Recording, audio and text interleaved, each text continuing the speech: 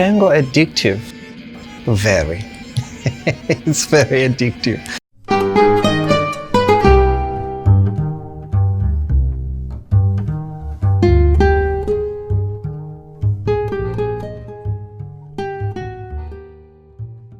Tango means falling in love for 3 minutes with a stranger. For me, tango is something that I can do my whole life. If my body allows me, I can do it my whole life. To me, tango means a very relaxation for my mind. I think that tango to me means wholeness. It means kind of being complete. Tango to me is something that borders on the sacred.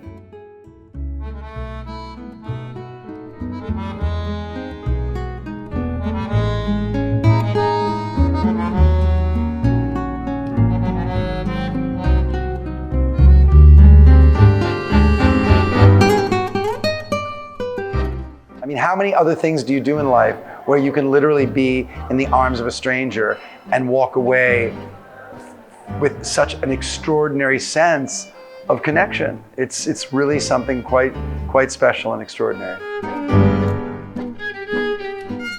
I think it's very difficult to define tango in a sentence. It is a very complex dance, which is what attracts many people to the dance. To me, it is a form of meditation. It's a conversation between two people, a non-verbal conversation. And it's about a culture of a dance. You find tango everywhere, and often it has a local flavor. But the core remains the same. You can walk into a tango dance, which is called a milonga, anywhere, and there'll be enough that is absolutely familiar that one could start dancing immediately with strangers.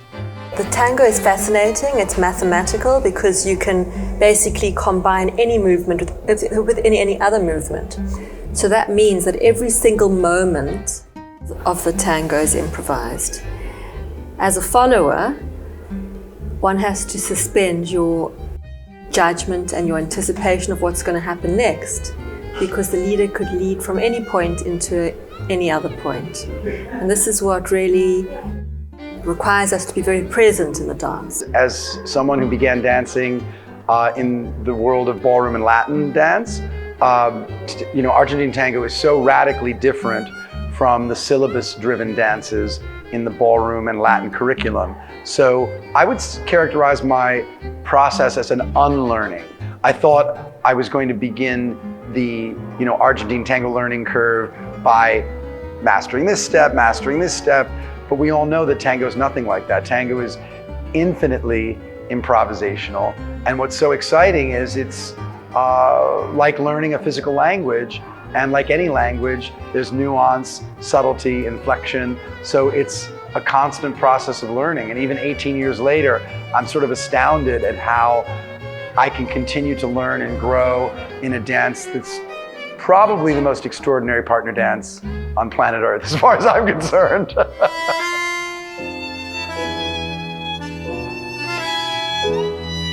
The tango learning process was one of the most challenging. Tango is very much about technique. You can't move in any way possible. We started doing the walks. You actually do not do steps in tango. I teach the principles of movement, and then I use particular movements as an example of the technique or as an example of those principles. And as you learn more and more of these principles and the movements that accompany them, then you can learn to combine them. But the most important thing, there are two important things about learning tango which are absolutely essential that you can never go without, are the attention to the other in the embrace and the music that you're dancing to. So finding the balance between the technique and the emotional letting go and actually dancing. I think that's been one of the biggest struggles for me, just being so analytical. I think it's a very internal process, and it doesn't just come with dancing, it comes with time, and it comes with giving yourself permission to let go of that voice in your head and to just dance. So the perfection that you're going to get is not from how technical you are, but how true you are to what you're dancing and what you're feeling. I think that's the beauty at the end of the day. If you can connect to the truth that what you are feeling, and not to where's my foot, where's my line, that just comes eventually. You know, what is perfection anyways? It's the truth. The truth is the perfection. I try to encourage my students to consider their lessons, whether they're group lessons or private lessons. That's the preparation. Once you are in the milonga setting and you're going to be dancing socially for the evening, you need to simply allow yourself to be in the moment. It's very zen. If you're preoccupied about your technique, you're not going to be in the moment with the partner. Tango is absolutely a physical conversation between two people, and you must be present to that conversation in that moment in order to achieve tango bliss. It won't happen otherwise.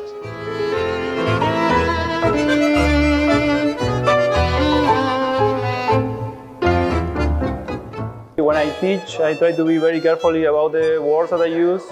So I try to detach myself from man and woman, and I try to use leader and follower. Even though, in my opinion, this doesn't really represent what's going on when we dance, because as I see it, when I actually lead, I also follow.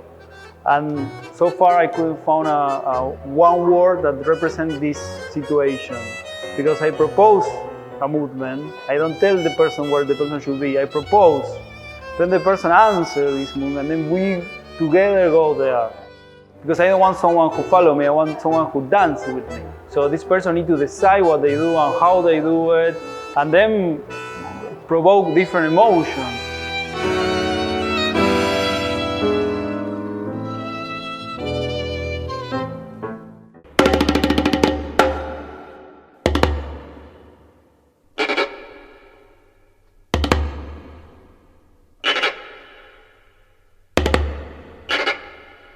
As someone who is openly gay and does lead and follow, I'm very proud of the fact that not only do I promote the sense of inclusivity in terms of leading and following being a genderless experience, both genderless and from a perspective of sexual orientation. It shouldn't matter who your partner is, male, female, gay, straight.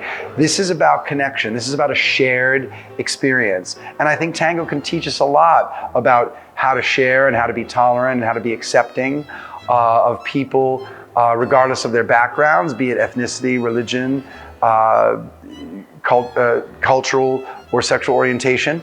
Tango is especially transcendent, and I think it teaches us a lot in that regard. And I'm very thankful to tango, not only for its aesthetic and artistic beauty, but for its sense of community. And I think that the Cape Town Tango Marathon does a very good job of promoting that message. So I'm thrilled to be a part of it and hope to be a part of it for many years to come. I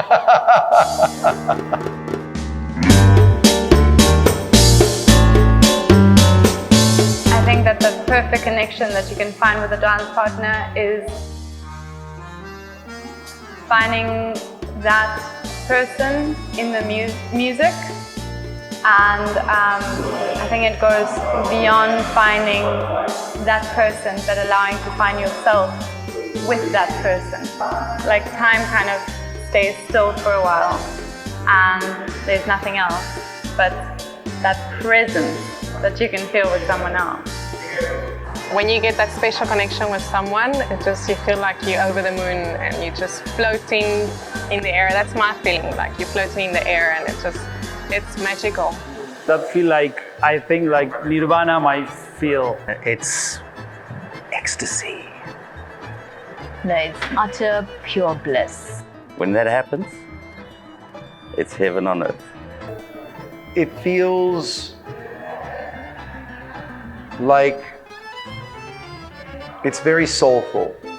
It's very soulful because you know it's something that transcends just the moment and the music, you know you've come to a place of communion with another person through the Argentine tango experience.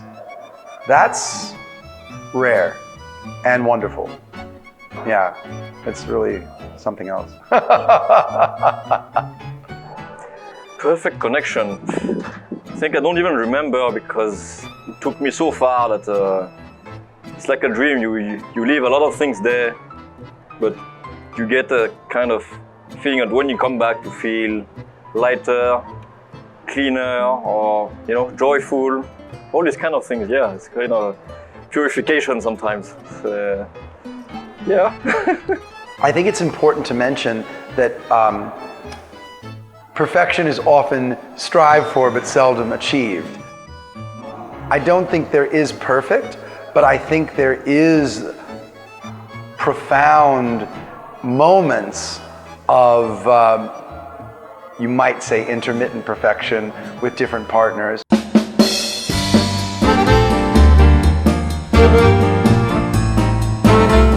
People who would like to learn tango, I would say go for it.